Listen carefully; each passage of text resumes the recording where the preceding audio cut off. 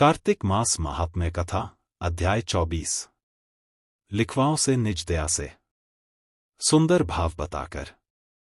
कार्तिक मास 24वां अध्याय सुनो सुधाकर। राजा पृथु बोले, हे मुनिश्रेष्ठ, आपने तुलसी के इतिहास, व्रत, महात्म्य के विषय में कहा। अब आप कृपा कर मुझे यह बताइए कि कार्तिक मास में क्या और भी देवताओं का पूजन होता है? यह भी विस्तार पूर्वक बताइए। नारद जी बोले, पूर्व काल की बात है। सह्य पर्वत पर करवीकर में धर्मदत्त नामक विख्यात कोई धर्मज्ञ ब्राह्मण रहते थे। एक दिन कार्तिक मास में भगवान विष्णु के समीप जागरण करने के लिए वे भगवान के मंदिर की ओर चले। उस समय एक पहर रात बाकी थी। भगवान के पूजन की सामग्री साथ लिए जाते हुए ब्राह्मण ने मार्ग में देखा कि एक भयंकर राक्षसी आ रही है। उसका शरीर नंगा और मांस रहित था। उसके बड़े बड़े दांत, लपकती हुई जीभ और लाल नेत्र देखकर ब्राह्मण भय से थर्रा उठे। उनका सारा शरीर कांपने लगा। उन्होंने साहस करके पूजा की सामग्री तथा जल से ही उस राक्षसी के ऊपर प्रहार किया। उन्होंने हरिनाम का स्मरण करके तुलसीदल मिश्रित जल से उसको मारा था, इसलिए उसका सारा पातक नष्ट हो गया। अब उसे अपने पूर्व जन्म के कर्मों के परिणाम स्वरूप प्राप्त हुई दुर्दशा का स्मरण हो आया। उसने ब्राह्मण को दंडवत प्रणाम करके इस प्रकार कहा, ब्राह्मण, मैं पूर्व जन्म के कर्मों के फल से इस दशा को पहुंची हूं।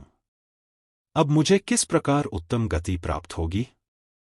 धर्मदत्त ने उसे इस प्रकार प्रणाम करते देखकर आश्चर्यचकित होते हुए पूछा, किस कर्म के फल से तुम इस दशा को पहुंची हो? कहाँ की रहने वाली हो? तुम्हारा नाम क्या है और आचार व्यवहार कैसा है? ये सारी बातें मुझे बताओ। उस राक्षसी का नाम कलहा था। कलहा बोली, ब्राह्मण, मेरे पूर्व जन्म की बात है। सौराष्ट्र नगर में भिक्षु नामक एक ब्राह्मण रहते थे। मैं उनकी पत्नी थी। मेरा नाम कलहा था और मैं बड़े क्रूर स्वभाव की स्त्री थी। मैंने वचन से भी कभी अपने पति का भला नहीं किया, उन्हें कभी मीठा भोजन नहीं परोसा। सदा अपने स्वामी को धोखा ही देती रही। मुझे कलह विशेष प्रिय था, इसलिए मेरे पति का मन मुझसे सदा उद्विग्न रहा करता था। अंततोगत्वा उन्होंने दूसरी स्त्री से विवाह करने का निश्चय कर लिया। तब मैंने विष खाकर अपने प्राण त्याग दिए। फिर यमराज के दूत आए और मुझे बांधकर पीटते हुए यमलोक में ले गए। वहां यमराज ने मुझे देखकर चित्रगुप्त से पूछा, चित्रगुप्त, देखो तो सही इसने कैसा कर्म किया है। जैसा इसका कर्म हो, उसके अनुसार यह शुभ या अशुभ प्राप्त करे। चित्रगुप्त ने कहा, इसका किया हुआ कोई भी शुभ कर्म नहीं है। यह स्वयं मिठाइयां उड़ाती थी और अपने स्वामी को उसमें से कुछ भी नहीं देती थी।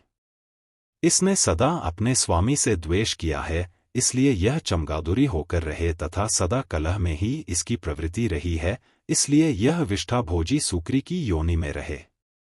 जिस बर्तन में भोजन बनाया जाता है, उसी में यह सदा अकेली खाया करती थी। अतः उसके दोष से यह अपनी ही संतान का भाण करने वाली बिल्ली हो। इसने अपने पति को निमित्त बनाकर आत्मघात किया है, इसलिए यह अत्यंत निंदनीय स्त्री प्रेत के शरीर में भी कुछ काल तक अकेली ही रहे। इसे यमदूतों द्वारा निर्जल प्रदेश में भेज देना चाहिए। वहां दीर्घकाल तक यह प्रेत के शरीर में निवास करे। उसके बाद यह पापिनी शेष 3 योनियों का भी उपभोग करेगी। कलहा ने कहा, विप्रवर, मैं वही पापिनी कलहा हूं। इस प्रेत शरीर में आए मुझे 500 वर्ष बीत चुके हैं। मैं सदैव भूख प्यास से पीड़ित रहा करती हूं। एक बनिए के शरीर में प्रवेश करके मैं इस दक्षिण देश में कृष्णा और वेणी के संगम तक आई हूं। ज्यों ही संगम तट पर पहुंची, त्यों ही भगवान शिव और विष्णु के पार्षदों ने मुझे बलपूर्वक बनिए के शरीर से दूर भगा दिया। तब से मैं भूख का कष्ट सहन करती हुई इधर उधर घूम रही हूं। इतने में ही आपके ऊपर मेरी दृष्टि पड़ गई। आपके हाथ से तुलसी मिश्रित जल का संसर्ग पाकर मेरे सब पाप नष्ट हो गए हैं। द्विजश्रेष्ठ, अब आप ही कोई उपाय कीजिए। बताइए, मेरे इस शरीर से और भविष्य में होने वाली भयंकर 3 योनियों से किस प्रकार मुक्त होंगी? कलह का यह वचन सुनकर धर्मदत्त उसके पिछले कर्मों और वर्तमान अवस्था को देखकर बहुत दुखी हुआ। फिर उसने बहुत सोच विचार करने के बाद कहा।